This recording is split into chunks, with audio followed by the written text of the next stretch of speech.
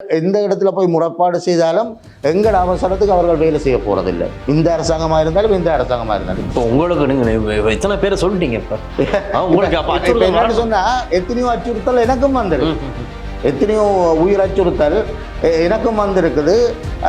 இப்போ உங்களோட சேர்ந்து பேசுகிற எனக்கும் வரலாம். இந்த உண்மைகளை வெளிக்கொண்டு வர உண்மையில வெளிக்கொண்டு காஷ்மீர் அவர்கள் டாக்டர் தேவானந்தாவை சந்தித்ததாக ஒரு தகவல் இருந்தது, உண்மையா என்ன மாதிரி? நிச்சயமாக. நான் உங்கள்கிட்ட வந்தது எனக்கு பிரச்சனை இருக்குது, இத்தனை கோடியை இழந்துட்டு எனக்கு பிஸ்னஸ் நடக்க இல்லாமல் இருக்குது, பிஸ்னஸை கொண்டு போய் இல்லாமல் இருக்குது, இவங்க ஏமாற்றிட்டாங்கன்னு உங்களுக்கு சொல்ல வந்தால் நீங்கள் சொல்கிறீங்க சமாதானம் பேசணும் பண்ணு. நான் என்னத்துக்கு சமாதானம் பேசணும்? என்னென்னு சொன்னால் வசதி இல்லாத ஒருத்தரையும் யாரும் தேடுறது, எவன் வசதியாக இருக்கானோ அவனை கூப்பிடுறது வந்து பல்ல புடுங்குறதுக்கு தவிர வேற எந்த விஷயத்துக்கும் இல்லை. காஷ்மீருக்கு நடந்திருக்கிறது மாத்தான் பல்ல புடுங்கிட்டு விட்டுட்டாங்க, பல்ல புடுங்கிட்டு விட்டுட்டாங்க.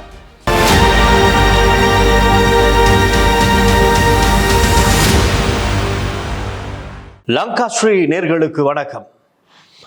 ஒரு சிறப்பு நேர்காணல் நிகழ்ச்சியினூடாக நாங்கள் உங்களை சந்திக்கின்றோம். எங்களுக்கு தெரியும், மே மாதம் 20ஆம் தேதி 21ஆம் தேதிகளில் நாங்கள் ஒரு நேர்காணல் காணொலியை வெளியீடு செய்திருந்தோம். சிங்கள அமைச்சர்களால் தமிழ் தொழிலதிபருக்கு நேர்ந்த கதி, அதே போல அம்பலமான 25 பில்லியன் ரூபாய் பண மோசடி நடந்தது என்ன எனும் தலைப்பிலே ஒரு நேர்காணல் காணொலியை நாங்கள் வெளியிட்டிருந்தோம். சுமார் 50,000க்கும் மேற்பட்டோர், அதிகமானோர் பார்வையிட்ட ஒரு காணொலியாக அது இருந்தது, இன்றும் ஓடிக்கொண்டிருக்கிறது. இந்த நிலையில் இந்த காணொலியில் எங்களோடு அன்று கலந்து கொண்ட நபர் தான் Mister Kashmir Andrew Brand Christie. அவர் தான் எங்களோடு கலந்து கொண்டதார். அந்த நேர்காணலுக்கு பின்னர் நிறைய அழைப்புகள் அவருக்கு வந்திருக்கின்றது.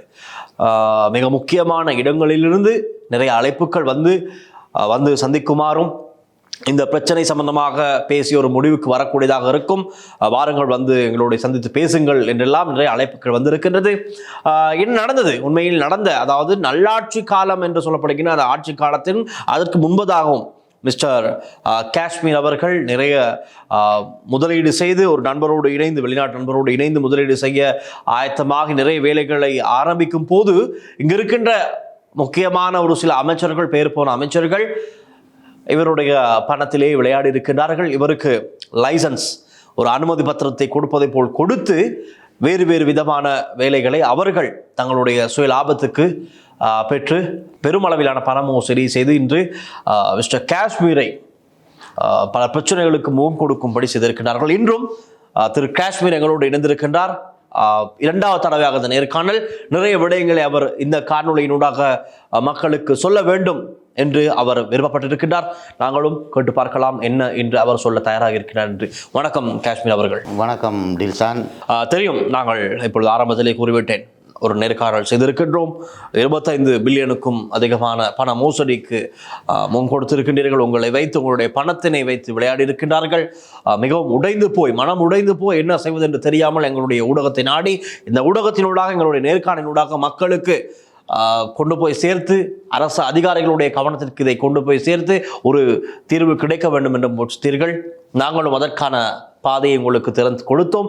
என்ன நடந்தது? ஏதேனும் முன்னேற்றங்கள் இருக்கின்றதா? நிறைய சந்திப்புகள் வந்ததாக சொன்னீர்கள், அழைப்புகள், என்ன நடந்தது? முதலில் லங்கா ஸ்ரீ நேயர்கள் அனைவருக்கும் எனது அன்பு வணக்கம். காரணம் என்னவென்று சொன்னால், கிட்டத்தட்ட ஒரு 72,000 வியூவர்ஸ் லங்கா ஸ்ரீயில், மற்ற ஊடகங்களில் கிட்டத்தட்ட ஒரு 1.5 லட்சம் பேர் பார்க்குறதுக்கு இது ஒரு வழியை காட்டியது இந்த லங்கா ஸ்ரீ. அது மட்டுமல்ல, கிட்டத்தட்ட ஒரு 20-25 வருடம் என்னை மறந்திருந்த நண்பர்கள், கிளாஸ்மேட்ஸ், இவர்களெல்லாம் என்னை தொடர்பு கொள்வதற்கு இந்த லங்கா ஸ்ரீ ஊடகம் நிச்சயமாக ஒரு பெரிய உதவியை செய்திருக்கின்றது என்று சொல்லியாக வேண்டும். அடுத்ததாக இந்த வியாபாரம் சம்பந்தப்பட்ட நண்பர்கள், தெரிந்தவர்கள் தெரியாதவர்கள் அனைத்து பேரும் நேரடியாக மெசஞ்சர், ஃபேஸ்புக் மூலம் என்னை தொடர்பு கொண்டார்கள். சில பேர் உங்களிடம் எனது தொலைபேசி இலக்கத்தை எடுத்து என்னை தொடர்பு கொண்டார்கள். நிச்சயமாக இது ஒரு ரிலீஃப், ஒரு மைண்ட் ரிலீஃப். எனக்கு இவ்வளத்தை இழந்து போட்டு நிற்கின்றோம் என்றதை விட லங்கா ஸ்ரீ செய்த உதவியால் ஓரளவுக்கு கூலாக இருக்கின்றேன் என்று சொல்லலாம். ஒரு மன அமைதி கிடைத்திருக்கின்றது, ஓரளவு அமைதி கிடைத்திருக்கின்றது. சில அமைச்சரவையிலிருந்து என்னை அழைத்தார்கள். அவர்களுக்கும் இப்போ என்னென்னு சொன்னால் எந்த அமைச்சரவைக்கு போனாலும் இந்த பங்கரிங் என்று சொல்லிக்கிட்டு முதல்ல நாங்கள் அவைகளுக்கு ஒரு கிளாஸ் எடுக்க வேண்டியிருக்கு. அவைகளுக்கு விஷயம் விளங்குதில்லை. என்னென்னு சொன்னாலும் இப்போ எங்கெங்கே முறைப்பாடுகள் செய்ய போனேனோ, எங்கெங்கே முறைப்பாட்டை கேட்பதற்கு அழைத்தார்களோ அந்த இடத்துல எல்லாம் நான் முதல் போயிட்டு ஒரு கிளாஸ் ஒன்று ஒரு 10-15 நிமிஷம் எடுத்தால் தான் அவைகளுக்கு விஷயத்தை விளங்கப்படுத்தலாம். இல்லைன்னா என்ன விஷயத்தை நான் சொல்ல போகிறேன்ன்றது அவைகளுக்கு விளங்காது. அதுதான் அங்கே இருக்கிற பிரச்சனை. ரைட். சொல்லக்கூடதாக இருக்குமா இப்போது ஏதேனும் பணங்கள் திருப்பி கிடைக்கிறதுக்கான வாய்ப்புகள் இருக்கா? நீங்க இழந்த பணத்தை திருப்பி கொடுக்கறதுக்கான வாய்ப்பு யாரும் வந்திருக்காங்களா? என்ன மாதிரி நீங்க சிஐடியில் முறையீடு பண்ணியிருக்கீங்க? எதுவும் முன்னேற்றகரமான விசாரணைகள் எதுவும் முன்னேற்ற? நான் அவர்களை தொடர்பு கொண்டேன், அவர்களும் என்னை தொடர்பு கொண்டார்கள். வேலைகள் நடந்து கொண்டிருக்கின்றது என்று தெரிகிறது. ஆனால் எந்த அளவு முடிந்திருக்கிறது என்பதை நமக்கு அறிவிக்க மாட்டார்கள். வேலை அவர்கள் செய்து முடிக்கும் வரை நாங்கள் ஓரளவுக்கு பொறுத்து தான் ஆக வேண்டும். அதனால் நானும் கடந்த வெள்ளிக்கிழமை கூட தொடர்பு கொண்டு அவரிடம் பேசினேன். அவர் சொன்னார் வேலைகள் நடந்து கொண்டிருக்கின்றது, அதனால் வேலைகள் முடியும் வரைக்கும் கொஞ்சம் பொறுமையாக இருங்கள் என்று சொல்லி போட்டு சொன்னார். பொறுமை என்பது நமக்கு பழைய வார்த்தையும் இல்லை, பொறுமையாக இருக்க வேண்டும் என்று ஆக்கள் சொல்கிறது இது முதல் தடவையும் அல்ல. நிறைய விடயங்களை இப்போ சிஐடிக்கு நான் 2024ஆம் ஆண்டு டிசம்பர் மாதம் 24ஆம் தேதியிலிருந்து கிட்டத்தட்ட 6 மாதங்களை தாண்டி விட்டது. இன்னும் பொறுமையோடு தான் இருக்கின்றோம். தொடர்ந்தும் பொறுமையில் தான் இருக்கின்றீர்கள். இப்போ சொல்லக்கூடியதாக இருக்குமா சில சமரி? சில வேளை இந்த நேர்காணலை புதியவர்களும் பார்க்கலாம், புதிதாக இந்த அவர்களுக்கு ஒரு புதிதாக இருக்கலாம் இந்த விடயம், இந்த காணொளி. அவை சில சமரி ஒன்று சொல்லுவோமா, நாங்கள் நல்லாட்சி காலத்தில் உங்களுக்கு நடந்த அந்த இழப்பு அதை பற்றி ஒரு சில சமரி சின்னதாக? நிச்சயமாக கடந்த அரசாங்கத்தில் உண்மையிலேயே யார் நம்மளுடன் பேச வருகிறார்களோ அவைகளுக்கு ஒரு ஹெடிங் வச்சிருப்பேன். ஹெடிங்னு சொன்னால் நான் ராஜபக்சே ஆள், நான் கோட்டாட ஆள், நான் பசில்டால், நான் நாமல்டால், அதற்கு பிறகு நான் ரணில்டால், நான் மைத்திரிபால சிறிசேனோட ஆள் என்று ஒவ்வொருத்தருக்கும் ஒரு தலையங்கத்தோடு தான். இப்போ நம்மகிட்ட பங்கரிங் லைசன்ஸ் இருக்குது, ஆயில் இம்போர்ட் எக்ஸ்போர்ட் பண்ணக்கூடிய லைசன்ஸ் நம்மகிட்ட இருக்குன்னு சொன்னால் தரகர்கள் மூலம் நிறைய பேர் நம்மளை தேடி வருவார்கள். அந்த லைசன்ஸ் கொடுத்தது பாட்டிலி சம்பிக்கிறானவங்க. முதலாவது கொடுத்தது பாட்டிலி சம்பிக்கிறானவக்க, ரெண்டாவது கொடுத்தது சந்திமா வீரக்கோடி அவர்கள். அதை முறையாகத்தான் கொடுத்தார்கள். முறையாகத்தான் கொடுத்தார்கள். இது முறைகேடு எங்கே நடக்கிறதுன்னு சொன்னால் முறையாகவே தருவினம் இன்னும் ஒரு டீம் இருக்கும் முறைகேடு செய்கிறதுக்கு. என்னென்னு சொன்னால் இந்த எண்ணெய் சம்பந்தமான அமைச்சுக்கும் துறைமுக சம்பந்தமான அமைச்சுக்கும் ஒரு கனெக்ஷன் ஒன்று இருக்கு, ஒரு இன்டர்னல் கனெக்ஷன். ஆரம்பத்தில் இந்த லோசஸ் ஏற்படுறது காரணம் ஆயில் மினிஸ்ட்ரி லைசன்ஸை கொடுப்பினம் தர வேண்டிய ஸ்டோரேஜை துறைமுக சபை தராது. இதுதான் நடந்தது. இது கடைசியில் எவ்வளவு பேச்சுவார்த்தை நடத்தி பல டீல்களோட இதை நாங்கள் முடித்தாலும் கூட, ஆனால் எந்த விதமான முன்னேற்றகரமும் ஒரு அடி முன்னுக்கு எடுத்து வைக்கிறதுன்றது ரொம்ப கஷ்டம், ரொம்ப கஷ்டம். அதுதான் அங்கே இருக்கிற விஷயம். அதாவது இந்த இலங்கையில் இப்போ இருக்கிற அரசாங்கத்தில் ஒரு விஷயத்தை நாங்கள் கேட்க போகிறோம்னு சொன்னால், ஒரு லைசன்ஸ் எடுக்க போகிறோம்னு சொன்னால் இதுதான் அதற்கு தேவையான விஷயம் என்று சொல்லுவார்கள். ஆனால் பழைய அரசாங்கத்தில் அப்படி இல்லை. பழைய அரசாங்கத்தில் அந்த இன்டர்னல் கனெக்ஷனில் இருக்கிறார்கள் ஒரு டீமாக இருப்பாங்க. இப்போ 4 பேர் சைன் பண்ணணும்னா 3 பேர் ஒரு பிளானிங், 3 பேர் சைன் பண்ணுறது, ஒரு ஆள் சைன் பண்ணுறது இல்லை. அப்போ இவர பிஸ்னஸ் முன்னுக்கு போகாது, இவரை வச்சு செய்வோம்னு சொல்லுவாங்க. அதை மாதிரி தான் நடந்தது. உங்களை பயன்படுத்தி இருக்கிறார்கள். அதாவது உங்கள்கிட்ட இருக்க அந்த லைசன்ஸ் பல பேருக்கு உதவி இருக்கு, பல பேருக்கு. இப்போ கடைசியில் தான் முதல் தடவை நாங்கள் 2016-17களில் எண்ணெயை கொண்டு 6 மாதம் இங்கே வச்சிருந்து நாங்கள் திருப்பி கப்பலை கொண்டு போனாங்க. இது சரி வராதுன்னு சொல்லி போட்டு அதன் பிறகு இப்போ 2022ஆம் ஆண்டு ஆகஸ்ட் மாதம் ஆரம்பித்தது. எல்லாரும் அவர் தங்கட வேலையை செய்து போட்டு நம்மளை நடு ரோட்டில் விடுறதானே. இப்போ என்னதுன்னா அரசாங்கம் அங்கட, மினிஸ்டர்மார் அங்கட, பிரசிடென்ட் அங்கட, பிரைம் மினிஸ்டர், நீங்கள் என்ன செய்யணும்? இந்த அரசாங்கத்தில் அப்படி கதைக்கிறாது. அப்படி கதைச்சாலே தூக்கி உள்ளுக்க போட்டுரும். இப்போ எல்லோரும் நடந்து வந்த பாதையில் கொஞ்சம் திரும்பி பார்க்கணும். இந்த நாசகார வேலை செய்த ஆக்கள் இப்போ எங்கே போய்கொண்டிருக்கணும்ன்றதை நாம் நாளாந்தம் ஊடகங்களில் பத்திரிகைகளில் பார்த்து கொண்டு இருக்கின்றோம். சரி, இப்போது யாரை சந்திச்சிங்க? பேர் சொல்லி குறிப்பிட்டு சொல்ல முடியுமா? அந்த நேர்காணலுக்கு பின்னர் உங்களுக்கு எந்தெந்த அழைப்புகள் பேர் சொல்லி? உண்மையிலேயே சில விடயங்களை தெளிவாக பேசலாம். உங்களுக்கு தெரியும், முதல் இருந்த நாடாளுமன்ற உறுப்பினர் அவரை சிவன் கோயில் வைத்து கொலை செய்தார்கள். அவருடைய சகோதரர் மகேஸ்வரனுடைய தம்பி ஆஸ்திரேலியாவில் இருந்து என்னை அழைத்திருந்தார்.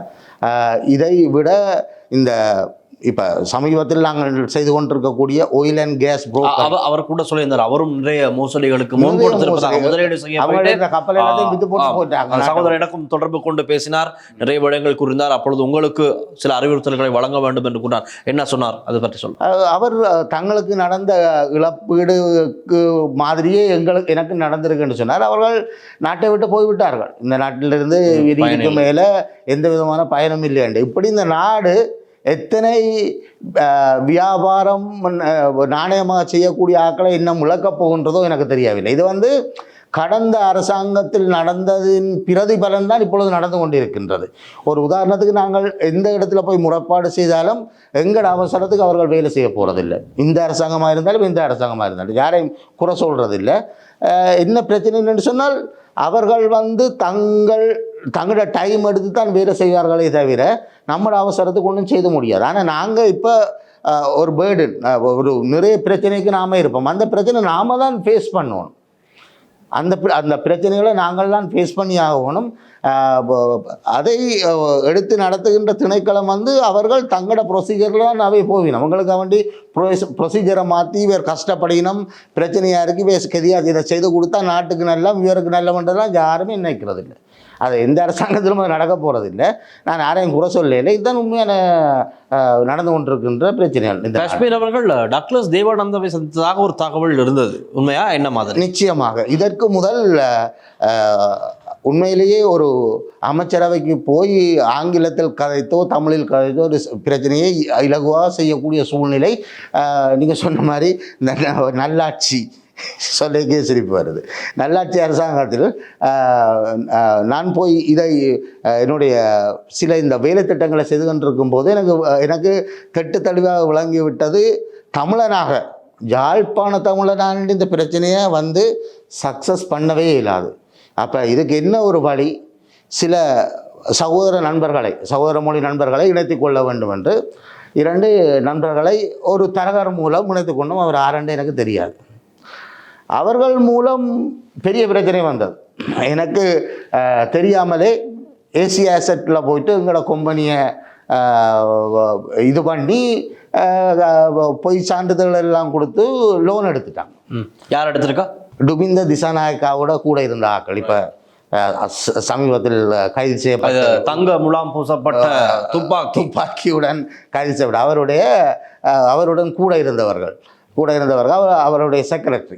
அவரும் உள்ளுக்கு வாராரு. இதுல காஞ்சன விஜயசேகர் இருக்காரு, அலிசாப்ரியோட சகோதரன் இருக்காரு, அலிசாப்ரி இருக்காரு, இப்ப துமிந்த திசாநாயக்கம் திசாநாயக்கா வர. அப்ப இந்த ஒரு பிரச்சனையில நான் ஒரு அவசர தேவைக்கு பேங்க் லோன் ஒன்று அப்ளை பண்ணியிருக்கேன். எனக்கு சொல்கிறாங்க கம்பெனி கிரிப்பில் இருக்குண்டு. நான் பேங்க் மேனேஜர்கிட்ட நான் கூறினேன், எந்த விதமான சந்தர்ப்பமும் இல்லை கிரிப்பில் போகிறதுக்கு. நான் எந்த விதமான பேங்க் லோனும் எடுத்ததும் இல்லை, பர்சனல் லோனும் எடுத்ததில்லை கவர்மெண்ட்ட. இது எப்படி இது போனதுண்டு கேட்க தான் அவர்கள் சொன்னார்கள், ஏசி ஆசெட்டில் இத்தனை கோடி எடுக்கப்பட்டிருக்கின்ற. பிறகு நான் ஏசி ஆசெட்டுக்கு போய் இது அவர் அரசாங்கம் சம்மந்தப்பட்ட ஆளால் எனக்கு எந்த விதமான சப்போர்ட்டும் கிடைக்கல. அவர்கள் சொன்னார்கள், எங்களுக்கு டாக்குமெண்ட்ஸ் இருக்குது, டாக்குமெண்ட்ஸ் உங்களுக்கு தர இயலாது, நீங்கள் செய்ய வேண்டியது. பிறகு நான் சிஐடிக்கு போய், இப்போ இது நான் சொல்கிறது 2017ஆம் ஆண்டு நடந்த விஷயம். சிஐடிக்கு போய் சிஐடியில் முறைப்பாடு செய்து அதன் பிறகு ஒரு 4 மாதத்தில் இதை கம்ப்ளீட் பண்ணி தந்தார்கள். இது விஷயம் வெளியில் வந்தோன்னே இது ஐலண்ட் பேப்பரில் எல்லாம் இது வரவழைக்கிட்டது. எனக்கு தெரிந்த ஊடகவியலாளர்கள் என்னை தேடி என்ன நடந்தது காஷ்மீர் சொல்லிக்க, நான் அந்த ஊடகவியலாளர் சில பேர் இந்த கொரோனா காலத்தில் ஒரு ஆள் இறந்து போயிட்டார். அவர் இதுகளெல்லாம் நியூஸ் பேப்பரில் வந்தோன்னா பயந்துட்டோம். இதுக்கு மேலே என்ன செய்கிறதுன்னு சொல்லி போட்டு தான் அந்த செட்டில்மெண்ட் முடித்து எனக்கு சிஐடியால் அவங்களுக்கு சொல்லி ஒரு இமெயில் வந்துருந்துச்சுட்டு ஃபுல் செட்டில்மெண்ட் பண்ணிட்டாங்களேன்னு. பிறகு ஃபுல் செட்டில்மெண்ட் பண்ணாலும் கிரிப்பில் இருந்து போகிறது கொஞ்சம் காலமாக இருந்தானே, அதுக்கு பிறகு தான் அது ஒரு நோபல் சிட்டி. இந்த விஷயம் நடந்துருக்க டக்ளஸ் தேவானந்தாட்ட நான் போகிறேன். என்னென்னு சொன்னால், உண்மையிலேயே தமிழ் அமைச்சர்கள், இப்போ இருக்கிற அமைச்சர்களாக இருந்தாலும் கடந்த காலத்தில் இருந்த அமைச்சர்களாக இருந்தாலும் யாரும் தமிழ் பேசும் நம்ம தமிழ் மக்களுக்கு உதவி செய்கிறது ரொம்ப குறைவு. நாங்கள் போவோம். இப்போ என்னென்னு சொன்னால், இது வந்து ஒரு அநீதி இழைக்கப்பட்டுன்னு சொல்லி போட்டு நான் டக்ளஸ் தேவானந்தா அவர்கள்ட்ட நான் போயிட்டு சொல்லிக்க, அவர் எனக்கு என்ன சொல்கிறாருன்னு சொன்னால், நாம் அவர்களுடன் சமாதானம் பேசுவோம். ஏன்னா டுமிந்த திசாநாயக்காவும் டக்ளஸும் ஃப்ரெண்டாக இருப்போம். ஏன்னா சமாதானம் பேசுவோம்னு எடுத்தோன்ன வாயால் சொன்னால் முன்பின் தெரியாத ஆக்களோட எப்படி சமாதானம் பேசுகிறது. அவர் சமாதானம் பேசுகிறதுக்கு வர்றாருன்னு சொன்னால் இவரும் அவரும் நண்பர்கள். நான் அதுக்கு பிறகு டக்ளஸ் தேவானந்தாவுடன் இருந்து கதைக்க விருப்பம் இல்லை. என்னென்னு சொன்னால் எனக்கு விளங்குது அவர் எந்த ரூட்டில் போகிறாரு, அவர்கிட்ட ரூட்டில் எனக்கு போயிடல. நான் சொன்னேன், நான் உங்கள்கிட்ட வந்து எனக்கு இப்படி ஒரு அநியாயம் நடந்துட்டது, நான் டென்ஷன் ஆகிட்டேன். அவரோட பொடி கார்டெல்லாம் பக்கத்தில் இருந்துச்சு, அது வேறு. அப்போ நான் அவர்கிட்ட சொன்னேன், நான் உங்கள்கிட்ட வந்தது எனக்கு பிரச்சனை இருக்கிறது, இத்தனை கோடியை இழந்துட்டு எனக்கு பிஸ்னஸ் நடக்க இல்லாமல் இருக்குது, பிஸ்னஸை கொண்டு போய் இல்லாமல் இருக்குது, இவங்க ஏமாற்றிட்டாங்கன்னு உங்களுக்கு சொல்ல வந்தால் நீங்கள் சொல்கிறீங்க சமாதானம் பேசணும் பண்ணு. நான் என்னத்துக்கு சமாதானம் பேசணும்? எனக்கு காசை கட்டி இழந்த பணத்தை எனக்கு தர தேவையில்லை, எடுத்த இடத்துல கட்டுங்க உண்டு என்று சொல்ல. அதுக்கு பிறகு டக்ளஸ் தேவானந்தாவை நான் சந்திக்கிறது விரும்பவும் இல்லை. இன்னும் பல பேர் இருக்கிறார்கள். எந்த ஒரு இருந்த எம்பிமாராக இருந்தாலும் இருக்கிற எம்பிமாராக இருந்தாலும் யாரும் இதை முன் வந்து சோர்ட் அவுட் பண்ணுறதுக்கு வர மாட்டோம். என்னென்னு சொன்னால் அவைகளுக்கு அவையோட பதவியும் இப்போ சாதாரணமாக பாருங்கள், எந்த ஒரு மினிஸ்டருமாரும் இது கடந்த அரசாங்கத்தில் இருந்தவர்களாக இருக்கலாம், இப்போ இருக்க ஒருத்தரும் கஷ்டப்படுறது சாதாரண மக்களும். இப்படி விஷயம் தெரியாமல் நாங்கள் போய் ஒரு ஆள்கிட்ட தெரியாமல் போய் மாட்டுப்படுறோம், அவங்களோட சேர்ந்து இழுபடுற ஆக்களும் தான் கஷ்டப்படுறாங்களே தவிர அமைச்சர்கள் கஷ்டப்படுறது இல்லை. அவர்கள் வெளிநாட்டில் இருந்த காசு வரும், உள்நாட்டில் இருந்த காசு வரும், அவை தங்களோட வாழ்க்கையை வாழவினோம். ஆனால் இப்படி ஒரு பிரச்சனை இருக்குது, இந்த பிரச்சனையை சோர்ட் அவுட் பண்ணி கொடுக்கணும், தேவையில்லாத கதையெல்லாம் பார்லிமெண்ட்டில் கதைப்பினோம்.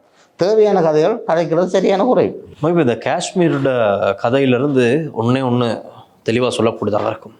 கடந்த ஆட்சி காலங்கள், அது நல்ல ஆட்சியாக இருக்கலாம், கோட்டாபேவாக இருக்கலாம், ராஜபக்சவாக இருக்கலாம், சந்திரிகா காலமாக இருக்கலாம், யாருடைய இந்த அரசாங்கத்தில் கூட இருக்கிறார்கள் நமக்கு தெரியாது. தெரிஞ்சால் அதையும் நாங்கள் சொல்வதற்கு தயங்குவதில்லை. தமிழர்களுக்கு எதிராக இனவாதமான கருத்துக்களை அதிகமாக பேசுவார்கள். ஆனால் பணம் படைத்த தமிழர்களை தங்களிடம் நெருக்கிக் கொண்டு அவர்களுடைய முழுமையான பயனை பெற்று ஒரு காகிதத்தை போல் பழக்கம் இதுவரை இருந்திருக்கிறது. பணம் படைத்த தமிழர்கள் சம்பந்தமும் செய்து கொள்வினோம், தொடர்புகளை ஏற்படுத்தி சம்பந்தமும் செய்து கொள்வினோம். அவையோட ஜெனரேஷன், அவையோட பரம்பரை என்றது வேறொரு ரூட்டை போய் கொண்டு. இந்த பணம் படைத்த தமிழர்கள், பணம் படைக்காத தமிழர்கள், இதுவே ரெண்டு பேருக்கும் நிறைய வித்தியாசம் இருக்குது. அதாவது ஒரு மனுஷன் வசதியாக இருக்கிறான்னு சொன்னால் வாங்க எலெக்ஷன் கேளுங்கன்னு கூட கூப்பிடுவாங்க.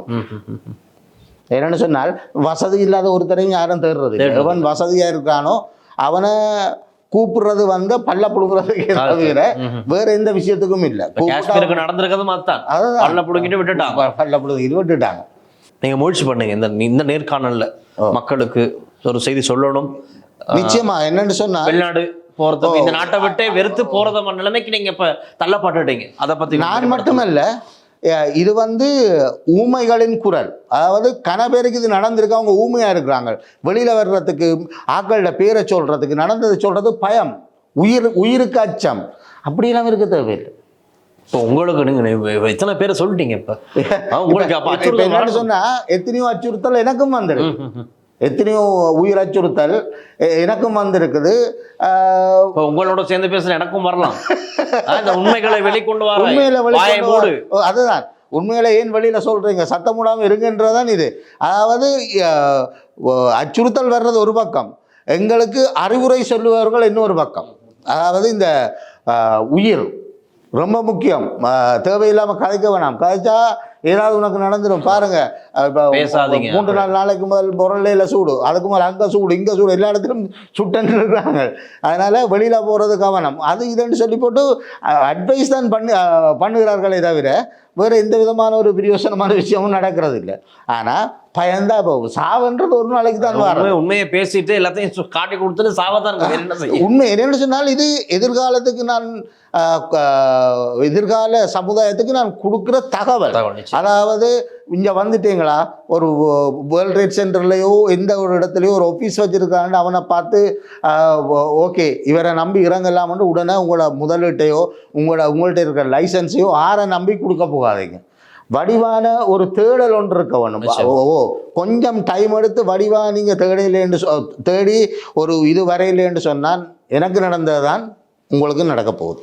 அதனால் ஒரு விஷயத்தை செய்கிறதுக்கு முந்தி வடிவாக சிந்திச்சு ஒரு சரியான ஒரு நேரம் எடுத்து நீங்கள் அவையோட பேக்ரவுண்டை தெரிஞ்சு கொள்ளுங்க. பேக்ரவுண்டை தெரியாமல் நீங்கள் இறங்கினீங்க அவ்வளோதான். எல்லாரும் ஷோ காட்டி நம்மளை வச்சு வேலை செய்கிறது தான் நிற்பாங்க. இப்போ உண்மையிலேயே பாட்லி சம்பிக்க ரணவக்க அவர்கள் என்ன சொல்லியிருக்கிறார், அவர் சொல்லியிருக்கிறார், அந்த காணொலி நீங்கள் பார்த்துருப்பீர்கள். அதாவது இப்போ லைசன்ஸ் எடுக்க போனால் கோட்டபாயோட ஆக்கள் ராஜபக்சேர குடும்பம் எடுக்க போகுதுன்னு சொல்லி போட்டு தெரியும். ஆனால் ஏற்கனவே ஆயில் மினிஸ்ட்ரியில் ஆயில் இண்டஸ்ட்ரியில் பதிவு பண்ணப்பட்ட ஒருத்தனை வச்சு கொமிஷன் பேஸில் வேலை நடக்குது. உண்மையிலேயே மற்றவர்களை ஜெயிலுக்கு அனுப்பணும், மற்றவர்களை பழி வாங்கணும், இந்த எண்ணம் எங்களுக்கு இல்லை. எங்களுக்கு கிடைக்க வேண்டிய நீதி கிடைச்சிதுன்னு சொன்னால் நாங்கள் போய்கொண்டே இருப்போம். எங்களுக்கு பழி வாங்குகிற எண்ணம் இல்லை, எங்களுக்கு அது தேவையும் இல்லை. இதுதான் உண்மை. இதை புரிஞ்சு கொள்ளாத சில ஆட்கள் நம்மளோட விளையாடுறது. உண்மையிலேயே இந்த காசு முதல்ல $1 கோடிக்கு மேற்பட்ட டாலர்ஸ் ஜெனீவா பிரான்ச்சுக்கு போயிருக்குது. அப்போ இதை சென்ட்ரல் பேங்க் இப்போ $1 கோடி இப்போ நாம் இங்கே இருந்து ஒரு $10 அனுப்பிடுமா வெளிநாட்டுக்கு? ஏன் $1 அனுப்பிடுமா? பேங்கில் இருந்து எவ்வளோ கேள்வி கேட்பாங்க. என்னத்துக்கு அவனை அனுப்புகிறீங்க, நீங்கள் என்னத்தை கொள்வனவு செய்த நீங்கள், அல்லாட்டி என்னத்துக்கு கொடுக்க போகிறீங்க அவங்களுக்கு? உங்கள்கிட்ட டாக்குமெண்ட்ஸ் இருக்கா? டாக்குமெண்ட்ஸை கொண்டு வாங்க, வெரிஃபிகேஷன். இதுகளெல்லாம் முடிஞ்சு தான் நாம் கணக்கு வச்சிருக்கிற அக்கௌண்ட் பேங்க் மேனேஜர் சென்ட்ரல் பேங்கோட தொடர்பு கொண்டு சென்ட்ரல் பேங்க்லேருந்து அப்ரூவல் எடுத்து தான் இதை அனுப்ப முடியும். இல்லைன்னா காசு அனுப்பிடாது.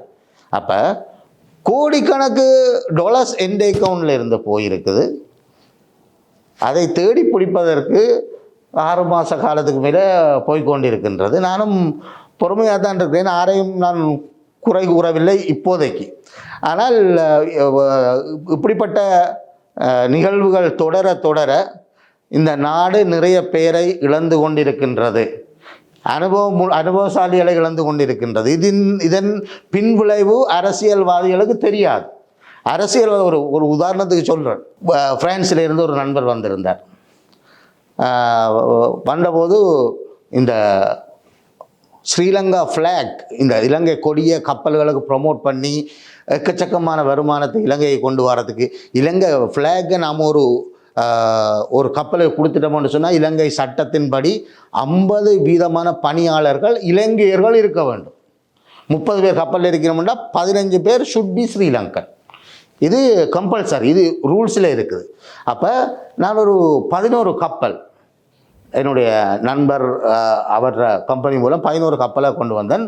இதை ஸ்ரீலங்கா ஃப்ளாக்குக்கு மாற்றுவோம் என்று சொல்லி போட்டு அவர் கடந்த காலத்தில் கப்பல் துறை அமைச்சரை ஓப்பனாக சொல்லணும், இதில் பயப்படுறதுக்கு ஒன்றும் இல்லை, சொல்லுங்கள். கப்பல் துறை அமைச்சர் நிமல் ஸ்ரீபாதரி சில்வா இருந்தவர். அவரை சந்திப்பதற்காக அப்பாயின்மெண்ட் எடுத்து நானும் என்னுடைய நண்பரும் போயிருக்கின்றோம் மினிஸ்ட்ரிக்கு. அங்கே போயிருக்கும்போது அவர் கேட்குறார் மினிஸ்டரை செக்ரட்டரி கொஞ்சம் அங்கால போயிட்டார். மினிஸ்டர்மாருக்கு கூடுதலாக ஒன்றும் தெரியறே இல்லை, செக்ரட்டரி மாதிரி தான் வேலையை கொண்டு போகிறது. அப்போ மினிஸ்டரை கேட்குறார், இது வரைக்கும் எத்தனை ஃப்ளாக், எத்தனை ஸ்ரீலங்கன் கொடிகள் கப்பல்களுக்கு நீங்கள் வழங்கி இருக்கிறீர்கள்? அவர் சொல்ல 2 கப்பல். அந்த பிரெஞ்சுக்காரன் சிரிப்பு அடக்க முடியலை, எந்த முகத்தை பார்த்து சிரிக்கிறான். எனக்கு சிரிக்கவும் முடியலை, அளவும் முடியல.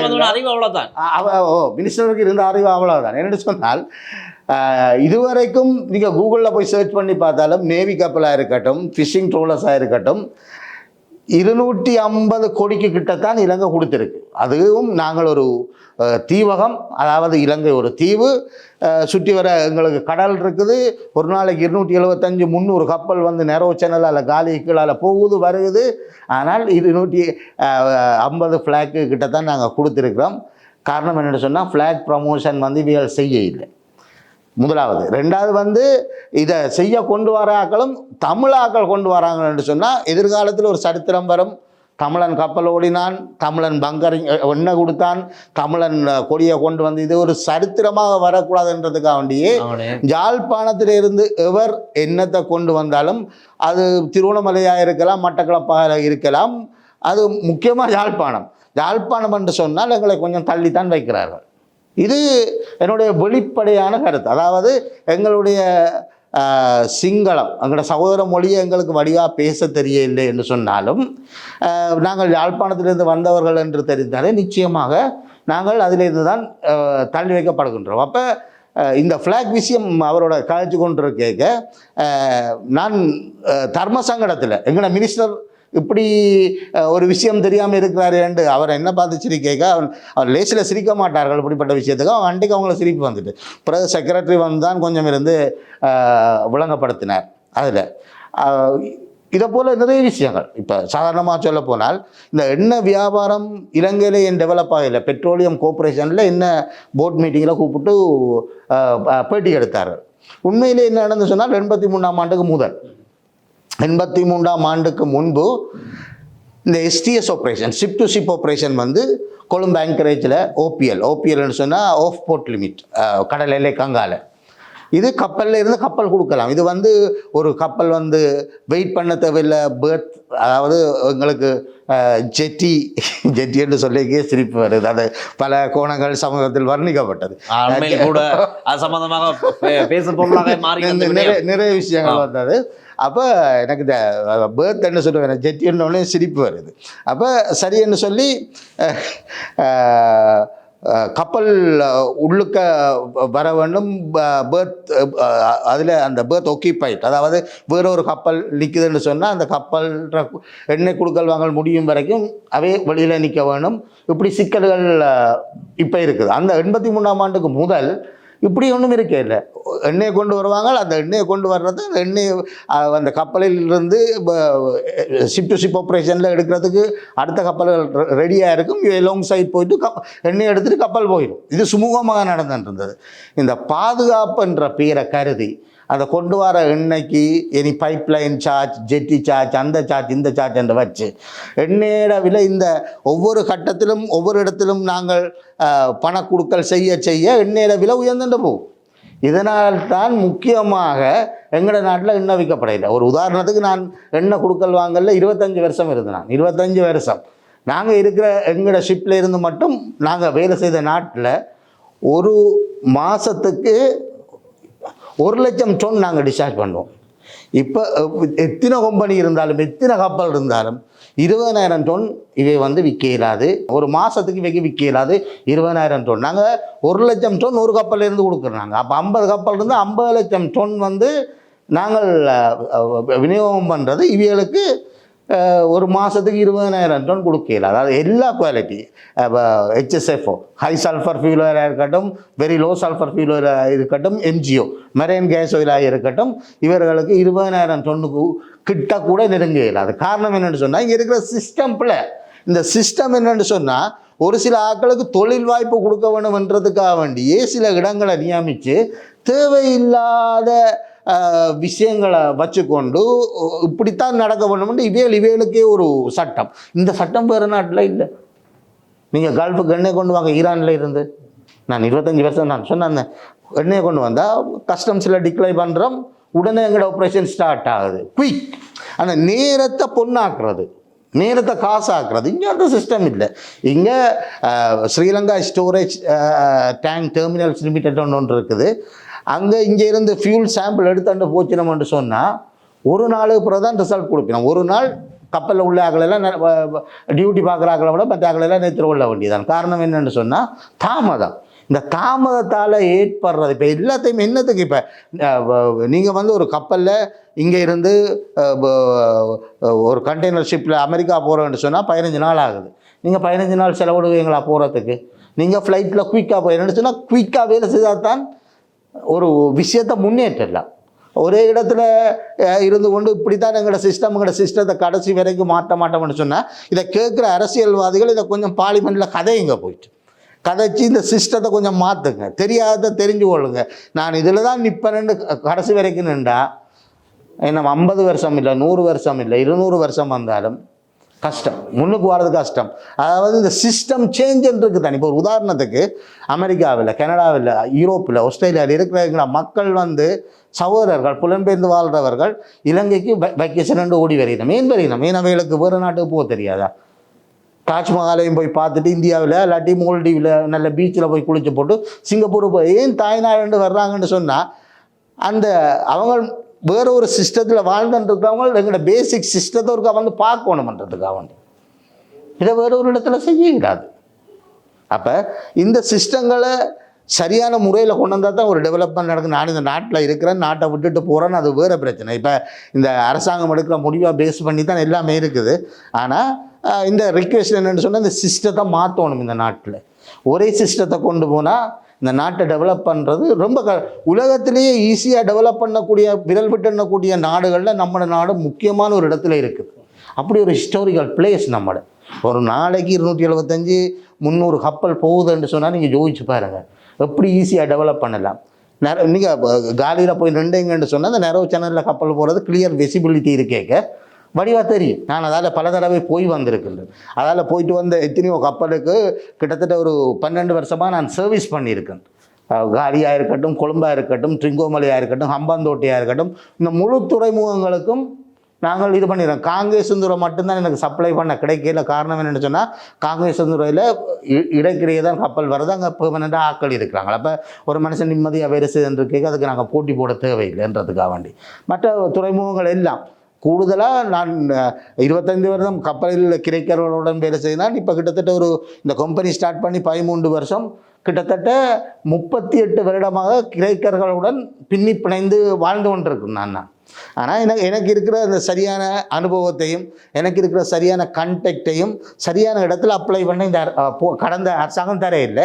இந்த அரசாங்கம் என்னை கொண்டு எங்கே வைக்க போதுன்னு எனக்கு தான் தெரியும். என்னென்னு சொன்னால் இப்போ ஒரு பெட்ரோலியம் மினிஸ்ட்ரியை நாம் எடுத்துக்கொண்டா, பெட்ரோலியம் கோர்பரேஷன் எடுத்துக்கொண்டா, அங்கே சேர்மன் மாறலாம், மினிஸ்டர் மாறலாம், டிப்யூட்டி மினிஸ்டர் மாறலாம், அவ்வளவுதான்.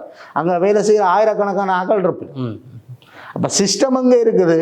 இவியல் சொல்கிறதுக்கு அவே இதுதான் சிஸ்டம்னு சொல்லுவினோம். அது பெருசாக மாறின மாதிரி எனக்குன்னா தெரியல. அரசாங்கம் மாறியது, மினிஸ்டர் மாறிச்சது, சிஸ்டம் அதே சிஸ்டத்தில் இது வரைக்கும் இருக்கிறது. இந்த சிஸ்டம் மாற்றும் வரைக்கும் எதுவும் கொஞ்சம் மாறி இருக்கு, இல்லைன்னு இல்லை, கொஞ்சம் மாறி இருக்கு. இந்த சிஸ்டம் முழுதாக மாற்றப்பட வேண்டும். அனைத்து துறைகளிலும் மாற வேண்டும். அனைத்து துறைகளிலும் மாற வேண்டும். இப்போ நீங்கள் சொன்னதை போல இப்போ கப்பல் துறையில், துறைமுகத்துறையில் எவ்வளோ பெரிய மாற்றத்தை உண்டு பண்ணலாம், எவ்வளோ பெரிய மாற்றத்தை செய்யலாம் என்பதை 25 வருடங்களுக்கு மேலாக அனுபவம் இருக்கின்ற திரு காஷ்மீர் அவர்கள் இந்த லங்காஸ்ரீயின் நேர்காணல் இந்த காணொலியினூடாக சொல்லியிருக்கின்றார். ஆகவே இதை பார்க்கின்ற அதிகாரிகளாக இருக்கலாம், அமைச்சர்களாக இருக்கலாம், யாராக இருந்தாலும் இவர் சொல்கின்ற இந்த மாற்றத்தை செய்யலாமா செய்யக்கூடாது என்பதை சிந்திக்க வேண்டியது அவர்களுடைய பொறுப்பு. இந்த மாற்றத்தை நிச்சயமாக செய்தால் அதிலிருந்து கிடைக்கின்ற நன்மைகள் பல மடங்கு அதிகம். அதைத்தான் சொல்லியிருக்கின்றார். தமிழராக இருந்து தமிழ் பேசும் மக்கள் இவ்வளவு சாதனைகளை பண்ணுகிறார்கள், செய்கிறார்கள் என்பதை வெளியுலகிற்கு, இலங்கை உட்பட வெளியுலகிற்கு காட்ட வேண்டும் என்று முயற்சித்து ஆரம்ப கட்டத்தை நோக்கி பயணித்த திரு காஷ்மீர் அவர்கள் ஆரம்பத்திலேயே ஏமாற்றப்பட்டிருக்கின்றார். இதுதான் நடந்த பிரச்சனை. இவரை பலரும் பலவிதமாக பயன்படுத்தி கசக்கி பொழுது எரிந்து விட்டார்கள். பல பில்லியன் மோசடி நடந்திருக்கின்றது. இவருக்கு கிடைக்க வேண்டிய, இவருக்கு வரவிருக்கின்ற பணம் வெவ்வேறு விதங்களில் வெவ்வேறு நபர்களுக்கு போய் சேர்ந்திருக்கின்றது. அதை மீண்டும் தமக்கு பெற்றுக்கொள்ள தனக்கு நடந்த நீதி கிடைக்க வேண்டும், அநீதிக்கு நீதி கிடைக்க வேண்டும் என்று தொடர்ந்தும் போராட்டி வருகின்றார் திரு காஷ்மீர். அவை காஷ்மீர் அவற்றை நான் இறுதியாக கேட்க வேண்டிய விடம், இப்போ அரசாங்கம் ஆட்சி மாற்றம் இடம்பெற்றிருக்கின்றது. யாரும் எதிர்பார்த்த வகையில் ஒரு என்பிபி தேசிய மக்கள் சக்தி கட்சி இன்று ஆட்சியில் இருக்கின்றது. பாராளுமன்றத்திலே 3 பேர் இருந்தார்கள். இன்று ஆட்சியில் பெரும்பான்மையுடன் 3 பெரும்பான்மையுடன் ஆட்சி அமைத்துக் கொண்டிருக்கிறார்கள். இப்பொழுது உங்களுக்கு ஒரு நம்பிக்கை இல்லையா? இவர்களிடம் இன்னும் ஒரு முறை இது சம்பந்தமாக பேசி, இதில் இதுதான் நடந்தது, இங்கெங்கு இந்த பிரச்சனைகள், இந்த நபர்கள் உங்களை ஏமாற்றி இருக்கிறார்கள், இந்த பணம் இப்படியெல்லாம் சென்றிருக்கிறது என்பதை விளக்கப்படுத்தி தெளிவுபடுத்தி ஜனாதிபதி செயலகத்துக்காக சென்று அங்கு ஜனாதிபதியாவது சந்திப்பதற்கு ஏதேனும் முயற்சிகள் நடந்ததா, நடக்கவில்லையா? ஏன் அந்த முயற்சியை செய்யக்கூடாது? இல்லை, என்னென்று சொன்னால் நான் ஜனாதிபதி செயலகத்துக்கு சென்றிருந்தேன். நான் இந்த ஆட்சியில் சிஐடிக்கு நான் அங்கு செல்வதற்கு முதல் நான் சென்றது ஜனாதிபதி செயலகத்துக்கு. அவர்கள் என்னுடைய விண்ணப்பத்தை ஒத்துக்கொண்டார்கள். எனக்கு பின்பு தொலைபேசி மூலம் அழைத்து எனக்கு ஒரு இலக்கம் ஒன்று தந்தார்கள். 3 நாளிலேயே சொல்லிவிட்டார்கள், இது உண்மையாக நடந்த சம்பவம். 3 நாள்லேயே எனக்கு சொல்லிவிட்டார்கள், உங்களுக்கு அவருக்கு இது இது ஒரு கம்பெனி இன்னொரு கம்பெனியோட ஏற்பட்ட இந்த பிரச்சனைக்கு நாங்கள் தலையிட முடியாதுன்னு. நான் உங்களுக்கு ஏற்கனவே சொன்னது போல் மினிஸ்டர் தான் மாறி இருக்கணுமே தவிர அங்கே வேலை செய்கிற ஆக்களை நம்ம மாறேன். இப்போ நான் ஒரு சீனியர் ஆஃபீஸராக ஒரு இடத்துல நான் வேலை செய்கின்ற எந்த மினிஸ்டர் வந்தாலும் சில வேளை இந்த அட்வைஸ் அவருக்கு தேவைப்படும். நான் சொல்கிறது தான் அவருக்கு படம். இதுதான் இன்னும் இது இன்னும் பூர்ணமாக மாறப்படவில்லை. இன்னும் மினிஸ்டர் வந்து மாறி இருக்கணுமே தவிர அங்கே உள்ள சிஸ்டம், அங்கே உள்ள இதுகள் இன்னும் ஒன்றும் பெரிதாக மாறியதாக தெரியவில்லை. ஆனால் சில நல்ல விடயங்கள் நடந்துட்டு இருக்கின்றது. நாளாந்த ஊடகங்களில் நாங்கள் பார்த்து கொண்டிருக்கிறோம். நிறைய நல்ல விடயங்கள் நடந்து கொண்டிருக்கின்றது. நாசவேலை செய்தவைக்கு நடந்து வந்த பாதையை கொஞ்சம் திரும்பி பார்க்குறதுக்கு அவைகளுக்கு ரிலாக்ஸாக ஒரு இடத்துல கொண்டு விடுறாங்க, வடிவத்திலிருந்து பாருங்கன்னு சொல்லி போட்டு. எஸ், அது நல்ல விடயம் தான். ஆனால் இப்போ என்னென்னு சொன்னால், இப்போ இதில் எங்களுக்கு ஏற்பட்ட இந்த நட்டத்தை ஈடு செய்ய முடியாமல் இப்போ எங்களுக்கும் கமிட்மெண்ட் இருக்கும். இப்போ எனக்கு நவம்பர் மாதம் கடைசியில் இந்த செட்டில்மெண்ட் அரைவாசி தர்றோம்னு சொல்லியிருந்தவங்க. அது வாட்ஸ்அப்பில் செக் பண்ண அம்மட்ட டாக்குமெண்ட்ஸ் முன்னாடி இருக்குது, வாட்ஸ்அப் மெசேஜ் எல்லாம். ஆனால் நான் நவம்பர் தரேன்னு சொன்னால் இப்போ எனக்கும் சில கமிட்மெண்ட் இருக்கும், சில பிஸ்னஸ் ஸ்டார்ட் பண்ணுறதுக்கு, சில பேரோட குழுக்கள் வாங்கலை. அப்போ நான் டிசம்பருக்கு அவைகளுக்கு ஒரு டைம் சொல்லியிருந்தேன். இப்போ டிசம்பரிலிருந்து ஜூன் முடிய போகிறது. அப்போ என்னுடைய நம்பிக்கையை நான் சில இடங்களில் இழக்க வேண்டி வந்தது கடந்த அரசாங்கம் செய்த மிகப்பெரிய தவறான, அது உண்மை. என்னென்னு சொன்னால், இது அரசாங்கத்தோடு சேர்ந்த ஆக்கள்ன்ட்டு எனக்கு திட்டவட்டமாக இவர்கள் நான் என்று தெரிந்தால் நிச்சயமாக டில்சன் நான் போயிருக்கவே மாட்டேன். இது தெரியாமல் நாங்கள் போய் விழுந்துட்டோம். இனி என்ன செய்கிறது, இதுலேருந்து ரிக்கவர் ஆகணும். இதுக்காக வேண்டி நாங்கள் தவறான முடிவுகள் ஒன்றும் எடுக்க இயலாது. எழும் வரை முயற்சி செய்வோம். இந்த அரசாங்கத்தில் பல அமைச்சர்களுடன், அமைச்சரவையுடன் நான் பேசியிருக்கின்றேன். எதிர்கால திட்டங்கள் சம்பந்தமாக, என்னுடைய இழப்புகள் சம்பந்தமாக நிறைய பேசியிருக்கின்றேன். இன்னும் திட்டவட்டமான ஒரு முடிவும் கிடைக்கவில்லை. கிடைக்கும் என நம்பிக்கை இருக்கின்றதா? கிடைக்கலாம். அல்லாவிட்டால் மகேஸ்வரன் தம்பிக்கு என்ன நடந்ததோ அது மாதிரி தான் நானும் இந்த நாட்டில் இருப்பதா, இந்த நாட்டை விட்டு போவதான்றதை பற்றி யோசிக்கத்தான் வேண்டும். என்று சொன்னால், எங்களோட அனுபவத்தை எடுத்து செய்கிறதுக்கோ, எங்கள்கிட்ட இருக்கிற விஷயங்களை உள்வாங்கி ஒரு விஷயம் செய்கிறதுக்கோ பழைய அரசாங்கம் தயாராக இல்லை. இந்த அரசாங்கம் எவ்வளவு தயாராக இருக்கின்றதுன்றும் எனக்கு தெரியாது. என்னென்னு சொன்னால், நாங்கள் போகிறதும் ஒரு விஷயத்தை கதைக்கிறதும் அவங்களுக்கு மறந்து போயிடுது. என்னென்னு சொன்னால், அமைச்சர்களுக்கு இருக்கிற தலையடி கூட. அப்போ நாங்கள் என்ன கதைக்கிறோம்ன்றதை எழுதே வேறு செக்ரட்டரி மாதிரி வச்சு ஒரு 2 கிழமை பிறகு கூப்பிட்ற முடியும், மறந்துவிடும். அவையே கூப்பிடுவினோம் வர சொல்லி. பிறகு 2 கிழமையில் நாங்கள் கூப்பிட்ற முடியும், மறந்துவிடும். பிறகு நாங்கள் ஒரு ரிமைண்டர் அவைகளை கொடுக்க வேண்டியிருக்கும். இப்படி தான் நடந்துருக்கு. ஆனால் அந்த துரித முன்னேற்றம் இந்த நாட்டுக்கு தேவை என்று சொன்னால், சிஸ்டம் சேஞ்ச் என்று சொல்லி கொண்டிருக்கிறீங்க. முக்கியமான சிஸ்டத்தை சேஞ்ச் பண்ணுவோம். சேஞ்ச் பண்ணாமல் எந்த ஒரு விஷயத்தையும் நாங்கள் சென்றடைவோம்ன்றது மிகவும் ஒரு கேள்விக்குறியான ஒரு விஷயம்தான். ஆகவே இப்போ உங்களை ஏமாற்றிய நபர்கள் சட்டத்தின் முன் நிறுத்தப்படுவார்களா இல்லையா? அதுக்கான நடவடிக்கைகள் எடுத்திருக்கீங்களா? அதற்கான நடவடிக்கைகள் எடுத்திருக்கின்றேன். ஆனால் இது இது எப்படி ஒரு முறையில் அவர்கள் கொண்டு வந்து நிறுத்தப்பட போகிறார்கள், எவ்வளவு காலதாமதமாகும் என்று எனக்கு நிச்சயமாக ஒன்றும் சொல்ல இல்லாமல் இருக்கின்றது. ஏனென்றால் ரகசியமாக செய்கிற சில விஷயங்கள் நமக்கு யாரும் சொல்ல போகிறதில்லை. எந்த திணைக்கிடத்தாலும் சொல்ல மாட்டினோம். வேலையை முடிச்சு போட்டு சொல்லும் வரைக்கும் நானும் பார்த்துட்டு இருக்கின்றேன். சில வேளை நானும் நாளாந்தம் சில விஷயங்களால் இப்போ சமீபத்தில் இந்த லங்காஸ்ரீ மூலம் இந்த ஆயில் அண்ட் கேஸ் புரோக்கரிங் கண்டெக்ஸ் கொஞ்சம் வந்திருக்குது. அதாவது வெளிநாடுகளில் இருந்து வேலை செய்யும் நமது ஸ்ரீலங்கா நமது சகோதரர்கள் உள்நாட்டில் இருக்கிற ஆட்கள் கூட சில பேர் என்ன கண்டெக்ட் பண்ணி இதுகள் செய்ய முடியுமான்னு சொல்லி போட்டு ஒரு டெவலப்மெண்ட் நடந்துட்டுருக்கு. இந்த டெவலப்மெண்ட் வந்து இலங்கையிலிருந்து தான் செய்யணும் இல்லை, உலகத்தில் எந்த நாட்டில் இருந்தும் செய்யலாம்.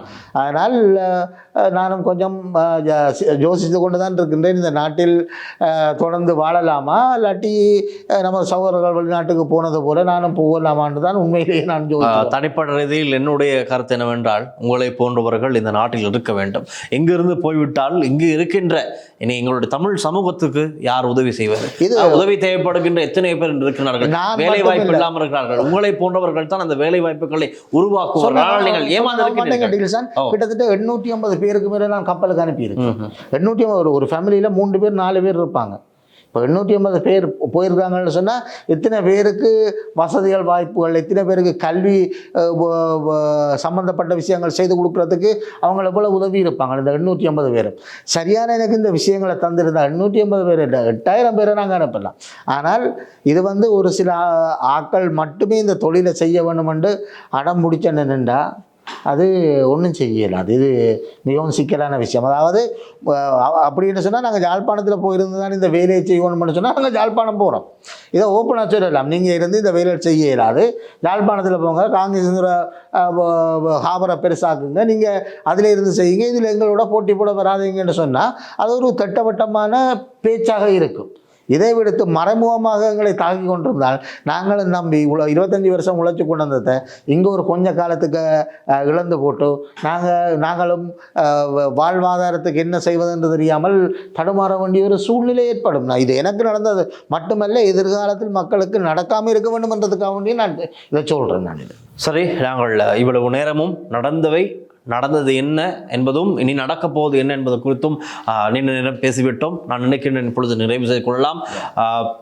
தெரியும், கடந்த நேர்காணலில் நாங்கள் இதைவிட மிகவும் விரிவாக பேசியிருந்தோம். என்ன நடந்தது, திரு காஷ்மீர் அவர்கள் எவ்வளவு பணம் ஏமாற்றப்பட்டிருக்கின்றார், யாரால் ஏமாற்றப்பட்டிருக்கிறார்கள், இதற்கு முன்பதாக நாங்கள் செய்த நேர்காணலில் விரிவாக பேசுகிறோம். அந்த காணொலிக்கான லிங்கும் இந்த காணொலி கீழே இருக்கின்றது, நீங்கள் அதையும் பார்க்கக்கூடியதாக இருக்கும். திரு காஷ்மீர் அவர்களுக்கு நான் சொல்ல நினைப்பது, நீதி கிடைக்கும் வரை இந்த போராட்டத்தை கைவிட்ட வேண்டாம்.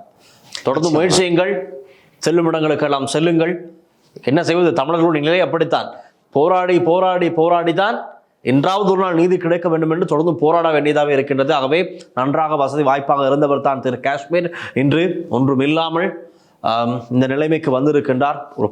ஒரு நாள் என்னை சந்தித்து அழுதார், கண்ணீர் விட்டு அழுதார். எனக்கு ஒரு மாதிரியாக ஆகிட்டு. காரணம், அவ்வளவு வசதியாக இருந்த ஒருவர் இந்த பிரச்சனைக்கு எப்படி தீர்வு காணப்போ, அவர் இழந்த பணத்தை எவ்வாறு அவர் பெறப்போகிறார், அல்லது யார் யாருக்கு செல்ல வேண்டுமோ அந்த பணத்தை எப்படி அவர் செட்டில்மெண்ட் பண்ண போகிறார் என்ற ஒரு நிலைக்கு தள்ளப்பட்டிருக்கிறார் திரு காஷ்மீர். அவருக்காக நாங்களும் முயற்சிக்கின்றோம். அவருக்கு ஒரு நீதி கிடைக்க வேண்டும். அவர் முயற்சிக்கின்ற இந்த விடயங்கள் மாற்றம், ஒரு துறைமுகத்துறையாக கப்பல் துறையில் அவர் செய்ய முயற்சிக்கின்ற விடயங்களை சிறப்பாக வெற்றிகரமாக செய்து முடிக்க நாமும் எதிர்பார்த்திருக்கின்றோம். அது நல்லதை நடக்கும் என்று கூறிக்கொண்டு இந்த காணொலியை நாங்கள் நிறைவு செய்கின்றோம். தொடர்ந்தும் லாங்காஸ்ட்ரியுடன் இணைந்திருங்கள். இன்று இணைந்து இந்த விடயங்களை நம்மோடு பகிர்ந்து கொண்ட காஷ்மீர் அவர்களுக்கும் எங்களுக்கு நன்றிகள். மற்றும் ஒரு காணொலியில் சந்திக்கும் வரை உங்களிடமிருந்து விடைபெறுவது ஒலிப்பதிவாளர் விஜயகுமார் மற்றும் லிசி ஹரனுடன் நான் டேல்சான் வின்சன். நன்றி, வணக்கம்.